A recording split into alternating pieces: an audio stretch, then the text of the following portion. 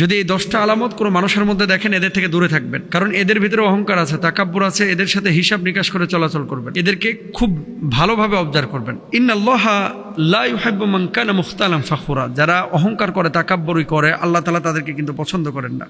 ইস্তিকবার বা অহংকার প্রকাশের 2টা ধরন হতে পারে। এক হচ্ছে নিজেকে বড় করার চেষ্টা করা, আর 2 হচ্ছে নিজের মধ্যে জানে তা আছে বলে প্রকাশ করা, অর্থাৎ মিথ্যা বড়ত্ব দেখানো। এভাবে কিন্তু অহংকার হতে পারে। তো অহংকারের বিভিন্ন রূপ আমরা সকলেই জানি।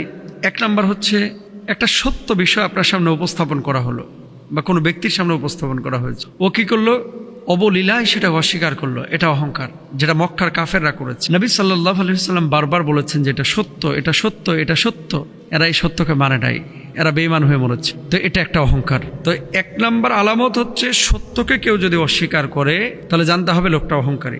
2 নাম্বার, মানুষের প্রাপ্ত নিয়ামতের প্রতি হিংসা করা। একজন মানুষ সচিব হয়েছে, একজন মানুষ বিসিএস ক্যাডার হয়েছে, বড় কন্টেন্ট ক্রিয়েটার হয়েছে, বড় আলেম হয়েছে, বড় খতিব হয়েছে, শাইখুল হাদিস মুহাদ্দিস হয়েছে, হইলেও উনি শাইখুল হাদিস মুহাদ্দিস আর জ্বলতেছে আরেকজনের। কেন রে ভাই, ওরে আল্লাহ বানাইছে, তোমার সমস্যাটা কোথায়? তোমার রিজিক তুমি নাও, তার রিজিক সে নেবে, তাই না? আরেকজনের ভালো দেখে এরকম জ্বলতে থাকা, এটা অহংকারের আলামত। এরকম জ্বলন্ত মানুষ থেকে দূরে থাকবেন ইনশাআল্লাহ। 2 নাম্বার। 3 নাম্বার, প্রবৃত্তির কারণে সত্যের বিরোধিতা করা। অনেক সময় মানুষ আমরা নফসের গোলামি করি, মানে মন যেটা চায়, যা বলে তাই করি। তো মন একটা জিনিস সায় দিচ্ছে যে এটা সত্য, আপনি মেনে নিচ্ছেন সত্য, অথচ না, এটা অসত্য হতে পারে। এই যে এই ধরনের অ্যাটিটিউড, এগুলো অহংকারের আলামত। 4 নাম্বার, মিথ্যা ও প্রতারণা, বিশ্বাসঘাতকতা। কোনো মানুষ মিথ্যা, প্রতারণা এবং বিশ্বাসঘাতকতার সাথে নিজেকে অবলীলায় যদি জড়িয়ে ফেলে, এটাও কিন্তু একটা অহংকারের আলামত। 5 নাম্বার, শক্তি ও ক্ষমতার কারণে গর্ব করা। কি হনুরে মনু, এই হেডোমল একটা ভাব, কি হনুরে মনু। ধরেন পকেটে পয়সা ছিল না, এখন 2টা পয়সা হয়েছে, আশপাশের মানুষকে মানুষ মনে করতেছে না। আগে দল ক্ষমতায় ছিল না, এখন দল ক্ষমতায় আছে।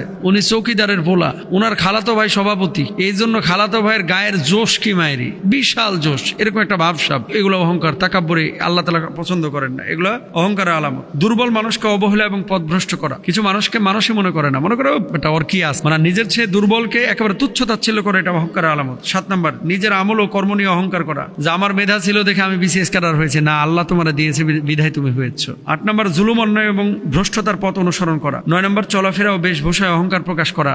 পাঞ্জাবি, জামা কাপড়, জুতা, হাঁটা চলা, মানে সবকিছুতে একটা তাকাব্বুরি ভাব, এটা অহংকারের আলামত। 10 নাম্বার, পৃথিবীতে শ্রেষ্ঠত্ব এবং আধিপত্য কামনা করা। সবসময় নিজে ভালো কিছু করতে যায়, নিজে বড় হতে চায়, কিন্তু পাশের মানুষটা বড় হোক এটা চায় না, এরকম মনে করা যাবে না। এগুলো অহংকারের আলামত। আল্লাহ তাআলা আমাদেরকে বোঝার তৌফিক দান করুন, আমিন।